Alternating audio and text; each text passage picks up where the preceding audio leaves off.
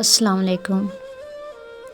اگر آج آپ سے آپ کا نام، آپ کی ڈگری، آپ کا عہدہ اور آپ کے تمام رشتے چھین لیے جائیں تو آپ کے پاس کیا بچے گا؟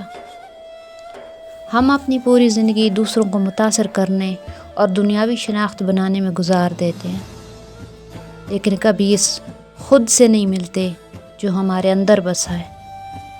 آج کی ویڈیو میں ہم بات کریں گے کہ اپنی اصل حقیقت کو کیسے پہچانا جائے، یعنی خود شناسی کیا ہے۔ نمبر 1، جسم اور روح کا فرق۔ روحانیت کی پہلی سیڑھی یہ سمجھنا ہے کہ آپ صرف ایک گوشت پوست کا جسم نہیں ہیں۔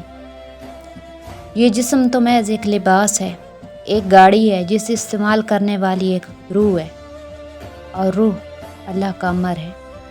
سوچیں، جب انسان مر جاتا ہے تو جسم وہیں ہوتا ہے، ہاتھ پاؤں وہیں ہوتے ہیں، لیکن وہ حرکت نہیں کر سکتا۔ کیوں؟ کیونکہ اسے چلانے والا مسافر رخصت ہو چکا ہے۔ خود شناسی کا مطلب اسی مسافر کو پہچاننا ہے۔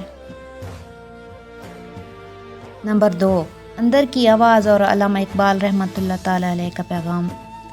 ہمیں سارا دن ہزاروں آوازیں سنائی دیتی ہیں، سوشل میڈیا کا شور، لوگوں کی باتیں، اشتہارات، لیکن ایک آواز وہ ہے جو صرف مکمل خاموشی میں سنائی دیتی ہے، اور وہ ہے آپ کے ضمیر کی آواز۔ حضرت علامہ اقبال رحمۃ اللہ تعالیٰ علیہ نے کیا خوب لکھا: اپنے من میں ڈوب کر پا جا سراغ زندگی، تو اگر میرا نہیں بنتا نہ بن، اپنا تو بن۔ یہاں اپنا بننے کا مطلب اپنی خوبیوں، اپنی خامیوں اور اپنے مقصد زندگی کو سمجھنا ہے۔ خود شناسی کے لیے آج سے 3 کام شروع کریں۔ نمبر 1، خاموشی کا وقت، یعنی روزانہ صرف 10 منٹ بغیر موبائل کے تنہائی میں بیٹھیں اور اپنے خیالات کو صرف دیکھیں۔